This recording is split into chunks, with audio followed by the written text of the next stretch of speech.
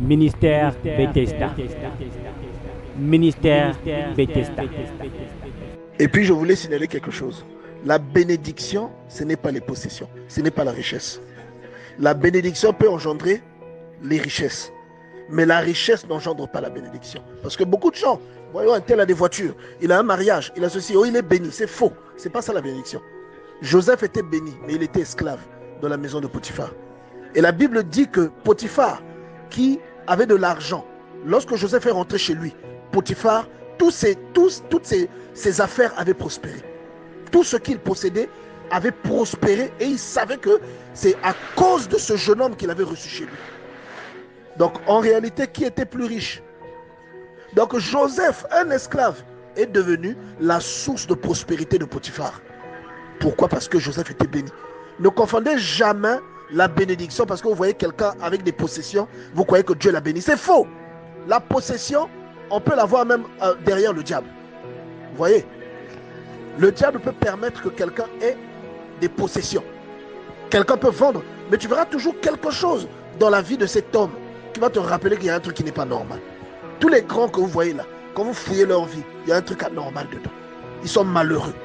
Donc la richesse, ce n'est pas la bénédiction. Le diable a proposé à Jésus de lui donner les richesses du monde et tous les royaumes du monde si Jésus l'adorait. Mais Jésus était déjà béni. Jésus, c'est Dieu incarné, il était béni. Donc vous croyez qu'il était béni, mais la Bible dit il n'avait même pas sa maison à lui-même là où il pouvait dormir. Mais il était béni. Jean-Baptiste était béni. Mais il n'avait pas une maison là où il vivait. Il vivait dans le désert. Il mangeait des sauterelles. Vous voyez? Donc la bénédiction, c'est autre chose. La richesse aussi, c'est autre chose. La bénédiction peut donner la richesse, mais la richesse ne donne jamais la bénédiction. Tu peux avoir une connaissance qui a beaucoup plus d'argent que toi, mais toi, tu es plus béni que cette personne. Vous comprenez?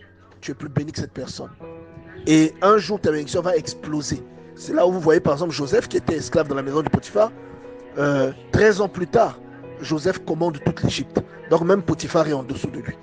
Vous voyez? Donc, parce que Joseph était béni. Il était béni, mais il était esclave.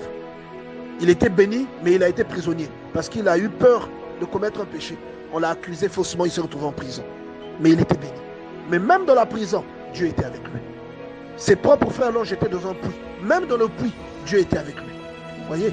Et un jour, Dieu l'a élevé. Et quand Dieu l'a élevé, il a pardonné à tous ses frères. Il ne s'est pas vengé. Dieu regarde le cœur, chacun d'entre nous.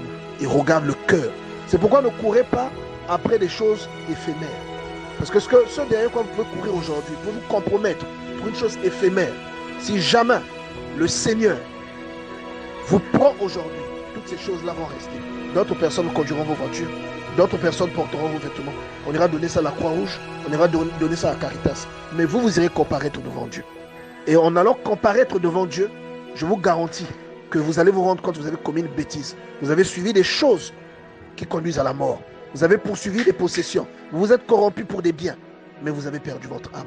Voilà pourquoi la Bible déclare, j'ai collé ça tout à l'heure, dans le livre de Marc, chapitre 8, verset 36. Et que sert-il à un homme de gagner tout le monde, donc de gagner toutes les richesses de la terre, s'il perd son âme? Ça lui sert à quoi? Les richesses là vont rester. Un jour il va mourir. Tu vis très peu sur terre, mais le reste de ta vie tu la passes là-haut. Mais alors le très peu là, au lieu que tu te conduises bien, tu fuis des choses mortes. Mais quand tu iras là-haut, tu iras aussi là où vont les morts. Tu n'iras pas là où vont les gens qui ont la vie.